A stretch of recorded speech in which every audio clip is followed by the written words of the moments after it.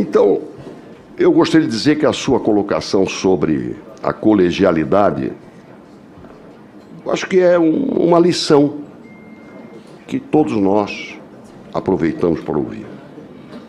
Agora, eu gostaria de acrescentar àquilo que o senador Rogério Marinho falou, que se constitui para mim algo que eu não consigo esquecer, nem consigo escanear, dar sumiço na minha vida. Eu estava na CPMI, que apurava os atos do dia 8 de janeiro. E a sua atitude em relação às mensagens da ABIN, que eu cobrei, no dia 9 de janeiro, eu pedi as mensagens da ABIN na condição de presidente da Comissão Mista de Controle de Atividades de Inteligência. Eu sei o quanto foi difícil conseguir aquilo. E já tem uma controvérsia na questão. A ABIN nunca colocou aquilo como confidencial. Foi o Ministério, então, a que ela era vinculada, que colocou a confidencialidade. De sorte que, como autoridade constituída e investida da responsabilidade de ministro da Justiça e da Segurança Pública, ignorar aquelas mensagens que tem, inclusive, o responsável pela, entre aspas, caixa postal, vamos chamar de caixa postal, o Messenger, que recebe as mensagens, 48 agências com vários Messengers.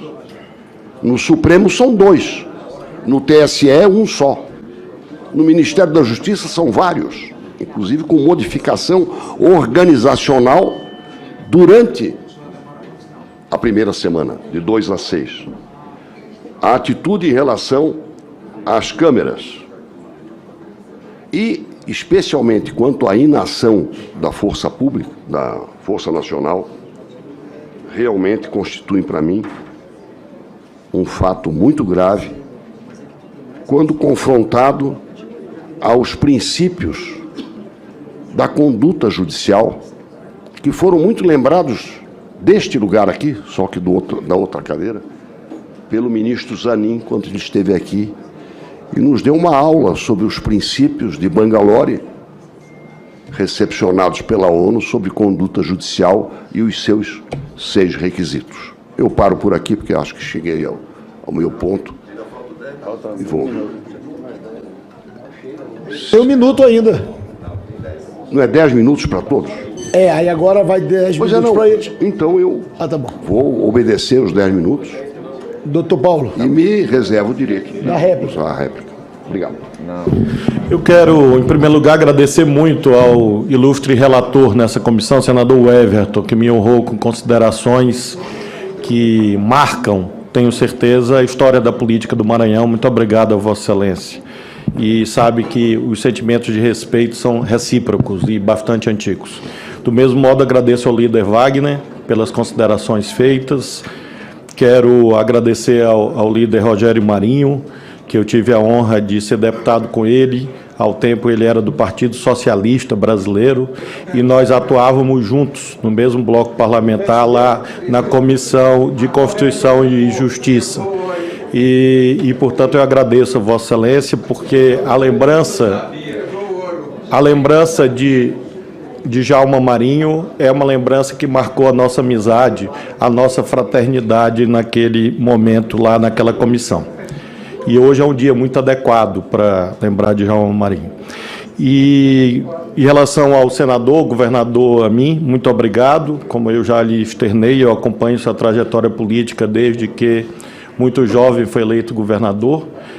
Sei que é uma trajetória respeitada pelo povo de Santa Catarina, tenho o meu respeito. Quando o senhor foi candidato a presidente da República, colocou uma maranhense como sua vice, a ex-primeira-dama Gardênia, e, portanto, eu agradeço as suas considerações, e como eu... Que eu acho que era da sua corrente política. Nós somos... Ela me honrou com voto em várias eleições. Eu agradeço ao senhor, porque partilhamos do mesmo sentimento, o senhor com a sua sólida formação de jesuíta, trouxe a lembrança desse mandamento tão importante sobre amar a Deus e ao próximo, que são imbricados, como Vossa Excelência bem disse. Finalmente, os 3 brevíssimos esclarecimentos. Senador Amin, eu não recebi mensagens da BIM.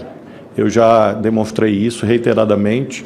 Naquela ocasião, estavam pessoas da equipe anterior, porque em 3, 4 dias de governo, só estavam nomeados no Ministério eu, o secretário executivo e mais a chefe de gabinete, 3 pessoas. Todos os outros estavam na tramitação burocrática e, portanto, não eram pessoas por mim indicadas e eu não recebi tais mensagens.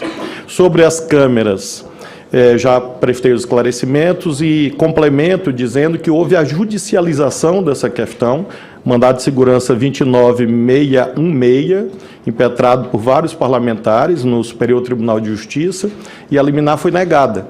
Então, além dos fatos que já elenquei, nós temos a confirmação judicial com a negativa da liminar de que eu não cometi nenhuma ilegalidade. Aqui tenho a decisão.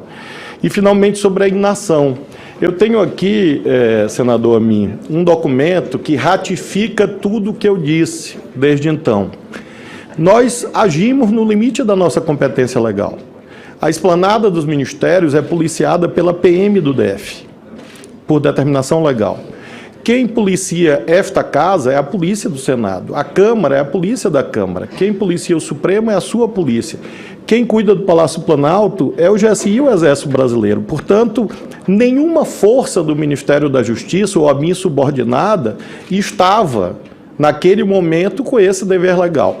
Eu, por cautela, convoquei a Força Nacional, coloquei à disposição do eminente governador, nos termos do que o Supremo determinou, nos termos do que a lei determina, e eu tenho aqui o documento do então secretário de Segurança do Distrito Federal. Já que o titular havia viajado, estava sendo secretário o doutor Fernando.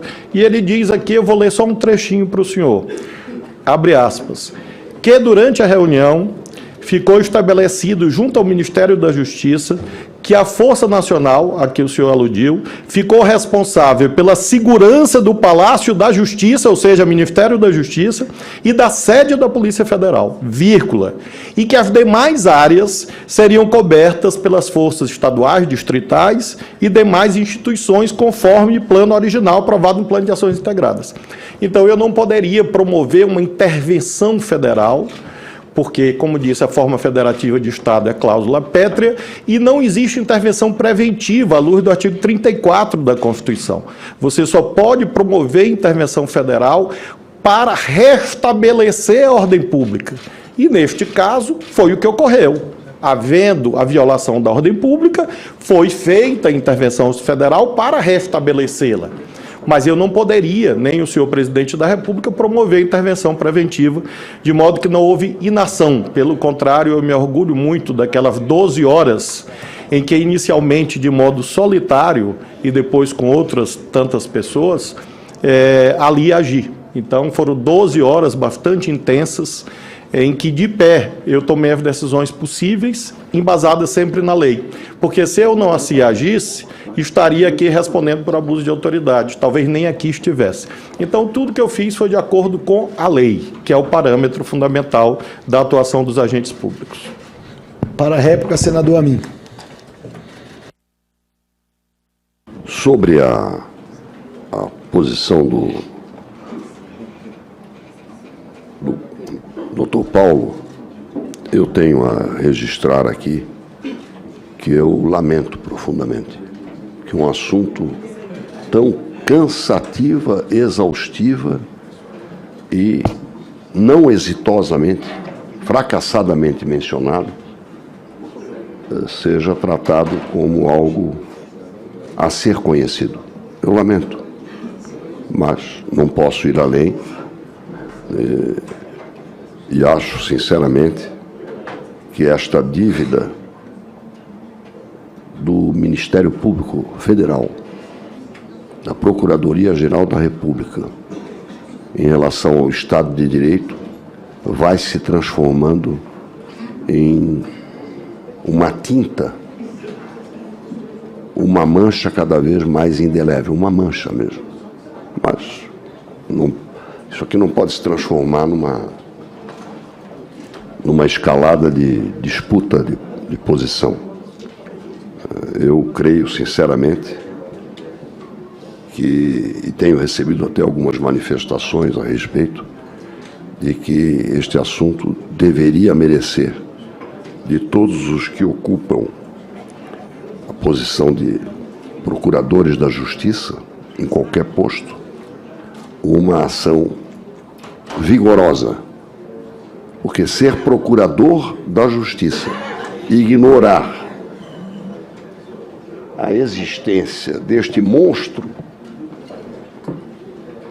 e quando eu olhei agora para o meu amigo Randolfo Rodrigues, não posso esquecer que ele certa vez disse, comparou o inquérito das fake news com o ato institucional número 5. Foi por acaso que eu ouvi, talvez por afeição, o Lucas Barreto me apontou para o senhor, e eu tive que dizer, né, como amigos de infância que são, os três. Então, só queria dizer isso, eu não me conformo. Quanto às colocações do senador Flávio Dino, eu quero lhe dizer que a nossa controvérsia, a nossa contradição, os fatos que eu conheço, a própria informação de quem recebeu no Ministério da Justiça, a criação de uma entidade colegiada no Ministério da Justiça entre o dia 6 e o dia 7, a partir do recebimento do aviso, às 19h40 do dia 6 de janeiro, vai haver invasão do Congresso Nacional, 19h40. 48 agências recebem. Nós temos aqui, inclusive, eu não vou ficar exibindo a lista de quem era o responsável pela caixa postal. Eu estou chamando de caixa postal para todos entenderem, ou seja, quem recebeu no Messenger a mensagem compartilhada por 48 agências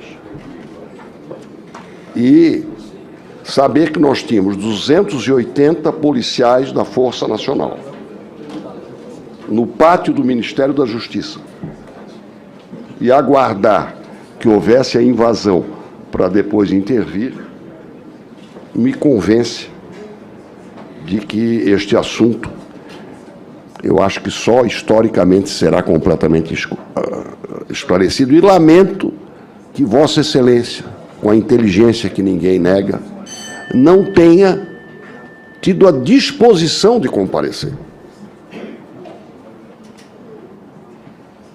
Se eu pudesse, eu também pintaria dessa cor. É uma certa inveja, né? Mas, como dizem as mulheres, inveja branca. Não se preocupe. E não é nesse caso, não é, digamos, não é, é uma expressão do dicionário feminino. Então, eu queria só lamentar que Vossa Excelência não tenha comparecido à CPMI para poder detalhar um pouco mais este assunto. Mas a vida nos oferece várias esquinas, né, de encontro e de desencontro, mas de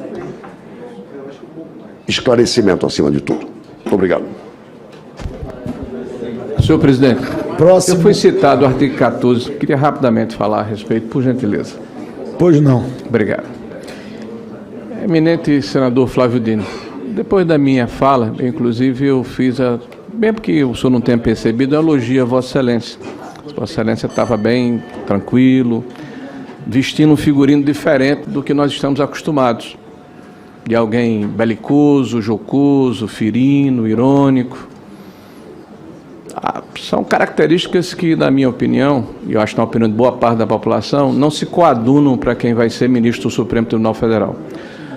Vossa Excelência vai ao banheiro e volta, e quando volta se refere a mim de uma forma jocosa. Vossa Excelência faz uma ilação dizendo que nós estamos juntos no Partido Socialista Brasileiro, querendo mostrar uma contradição. Importante que a gente possa falar para as pessoas que eu saí do Partido Socialista Brasileiro justamente naquele ano, 2007. 2007 para 2008 eu deixei o Partido Socialista Brasileiro. Por quê? Justamente porque o Partido Socialista Brasileiro estava dentro de um projeto que, na minha opinião, não era o mais adequado. O Clemenceau já dizia, né, o Georges Clemenceau, que quem tem a juventude e não é socialista não tem coração. Mas quem tem maturidade e não é conservador não tem cabeça. Então, Vossa Excelência reflita um pouco a respeito dessa... E a última pergunta lá? Não, e eu fiz uma pergunta que ficou sem resposta. Se Vossa Excelência se sentiria impedido de julgar o seu inimigo declarado, que é o Jair Bolsonaro, como ministro. Vossa Excelência deseja... Não, na verdade, apenas responder ao senador Amin, dizendo que reitero sobre as mensagens da BIM, de fato não as recebi, porque esse grupo de WhatsApp não contemplava a mim, eu não participava dele. E, no mais, é claro que haverá oportunidade. Em relação ao querido senador Rogério, eu acho que o senhor que está belicoso, eu fiz uma alusão afetiva ao senhor e respeitosa, lembrando a memória do seu avô, porque eu lembro do nosso primeiro diálogo em 2007. De fato, o senhor tinha uma filiação partidária do nosso bloco. E ali o senhor me falou, eu perguntei inclusive ao senhor, eu tenho boa memória com a graça de Deus, eu perguntei ao senhor qual o seu parentesco com o Djalma Marinho, e o senhor me disse com muito orgulho que era seu avô. Foi essa alusão afetiva que eu fiz, respeitosa, porque acho que o deputado Djalma Marinho foi um deputado que se notabilizou exatamente pela característica de um bom político. Eu não conheço político que não seja combativo, que não lute pelas suas ideias. Mas claro que quando você muda o seu local de atuação institucional, evidentemente as características também se alteram. Fiz a metáfora futebolística e lembro novamente que eu fui juiz 12 anos. Então, o exercício da função judicante não me é estranho. E a minha prática concreta nesses 12 anos ilustram bem que eu distingo muito bem a ética de cada profissão. E eu reitero as minhas homenagens ao seu avô Djalma Marinho. Próximo. Gostaria de deixar claro que as opiniões e informações apresentadas aqui são de responsabilidade exclusiva de seus autores. Como criador deste conteúdo, não me responsabilizo por consequências. Pesquise e busque orientação profissional antes de decisões significativas.